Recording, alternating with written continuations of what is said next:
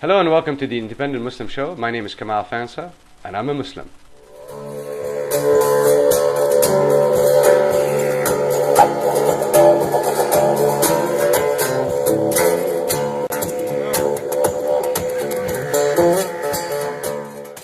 Now before we start, I'd like to say Eid Mubarak to all the people who have fasted this Ramadan season, and we hope to God that He accepted our worship and our fasting. Now today's show is about the Arab Spring and the Muslim Brotherhood. The number one question I'm being asked by my American friends is, why are Muslims killing each other in the Middle East? Who are the Muslim Brotherhood? And why Michelle Bachmann thinks that the US government has been infiltrated by the Muslim Brotherhood. Now in order to understand who are the Muslim Brotherhood, we need to go back prior to World War I. Prior to World War I, the Middle East was ruled by what is known to the Muslim world as the Islamic Republic of Muhammad, which is a continuation of the government that Prophet Muhammad ﷺ established about 1400 years ago. And at the start of World War I, the capital of the Islamic Republic of Muhammad was in Turkey. And by Turkey entering World War I and losing the war, it resulted in collapsing the entire Islamic Republic of Muhammad. And that really marks the end of the theocratic Republic of Muhammad. As a result, the Middle East was divided into small states. States that you know today as Egypt, Syria, Lebanon, Jordan, Algeria, because all of these used to be a United States of the Republic of Muhammad prior to World War I, which is also known to the West as the Ottoman Empire. Now it was only natural for the Muslims in the Middle East to try to revive that theocratic republic, or the theocracy of Islam. So a group of young Egyptians headed by Hassan al-Banna established what is called the Muslim Brotherhood, and their agenda was to re-establish the theocracy of Muhammad. Now although they started as a peaceful organization at the beginning, they eventually armed themselves and they believed in the armed struggle, as in fighting. Now because most Muslims don't believe that fighting is the way to establish the theocracy of Muhammad, because Muhammad did not fight to establish the theocracy. Actually, he started a grassroots movement and a peaceful movement to start the theocracy. So most Muslims rejected the agenda of the Muslim Brotherhood.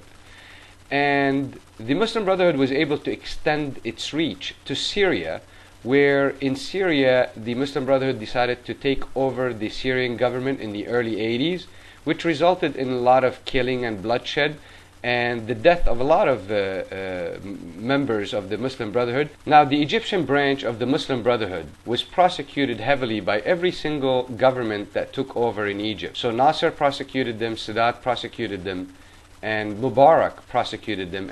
So they really have not been able to exercise their agenda for quite some time. And this is pretty much all I know about the Muslim Brotherhood, because since I immigrated to the United States, I don't really know much about what they do or what they are or where they are in their agenda. Now I found this video on the internet that speaks about the Muslim Brotherhood. Now this guy believes that the Muslim Brotherhood are a threat to societies, to the world, to the West, and his name is Lorenzo Vedino. Okay, so this is what he has to say. And there it's fair to say that in the United States we have organizations that have these ties to the Muslim Brotherhood, and we can call them in a way American or Western Brotherhood organizations. Over the last 20, 30 years, these organizations have significantly readjusted their tactics and goals. Foremost among their goals is the preservation of an Islamic identity among American or Western Muslims in general. But unlike some other conservative Muslim organizations, like Salafis, for example, Brotherhood organizations seek to strengthen the Islamic identity of Western Muslims, not by isolating them to mainstream society. What they advocate is a sort of conservatism without isolation, an openness without melting, which is of course not an easy thing to do. The second goal that is common to all these organizations is being designated as official or de facto representatives of the Muslim community of their country. Despite their unrelenting activism and access to ample resources, the brothers have not been able to create a mass movement and attract the allegiance of large numbers of American Muslims. majority of American Muslims either reject or, for the most part, ignore the message that comes from brotherhood organizations. So the brothers understand that a preferential relationship with American elites could provide them with the financial and political capital, the legitimacy, that would allow them to significantly expand their reach and influence inside the community. They would be the ones who would be in charge of appointing imams in the prison system, in the military. They would be the ones the media would call to when seeking the Muslim opinion, if there is such a thing. Western Brotherhood organizations are attempting to turn their leadership bid into a self-fulfilling prophecy. So seeking to be recognized as representatives of the Muslim community in order to actually become it. Now, to be clear, I am not in any way accusing CARE of having ties to the Muslim Brotherhood or having any connection. I have no proof of such a thing. So in order to understand what's going on, I need to now explain to you the Arab Spring. Now, the Arab Spring started in 2010 in December, and the best way to actually learn about the Arab Spring is to go to theguardian.co.uk. There's a timeline for the entire Arab Spring where you see each country and how things have developed. The best way to describe the Arab Spring is by describing it as a series of revolutions that erupted across the Middle East. Now, the first revolution started in Tunisia, where a man burnt himself to death. Of course, this is un-Islamic, but nevertheless, this is what happened. And the Tunisian people became very upset, and they came out on the street. And eventually, within a week or so, the president of Tunisia packed up his bags at night, and then he requested asylum and immigrated to the Kingdom of Saudi Arabia. And just like a flu virus, the revolution moved to Egypt, where the people also organized a massive revolution. It reached almost a million or two, and they demanded that the President Mubarak to step down as well. And after 18 days of protest in Tahrir Square and the bloody clashes with the government, President Mubarak was forced to step down under the pressure of the international community. And due to the success of the Tunisian revolution and the Egyptian revolution, the Libyan people decided to have a revolution of their own, and they decided to remove Muammar Gaddafi from the presidency of Libya. This is where it becomes very interesting, because a man by the name of Joseph Qaradawi, who is the head of the Muslim scholars in Egypt, said this: من فقه الموازنات ومن فقه المآلات ومن فقه الأولويات أن نضحي برجل من أجل نجاة شعب، لا نعرض الشعب كله للخطر من أجل هذا الرجل. من استطاع أن يتقرب إلى الله بقتله فليفعل ودمه في رقبته. So what this man said, Joseph Qaradawi, it is okay to kill Gaddafi. As a matter of fact, when the Libyan people got hold of Gaddafi, they roughed him up, beat him up until he was bleeding, and then they semi-sodomized him and eventually killed him as he was pleading for mercy and them screaming Allahu Akbar. So my first question for you today is, do you think religious people have the right to say who lives and who dies?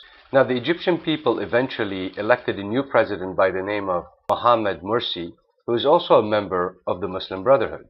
After the revolution ended in Libya, the revolution started in Syria, and for the last 17 or 18 months, there has been a bloody war, and actually a full-blown civil war in Syria because of the revolution of the Arab Spring. What happened is that religious figures like Qaradawi and other religious leaders from the Gulf specifically justified for Muslims in the Middle East to go to Syria and fight to bring down the Assad regime, and declared it a holy war. So why this should be a concern to the Muslims in America, and why does the Arab Spring has any effect on the Muslims in America?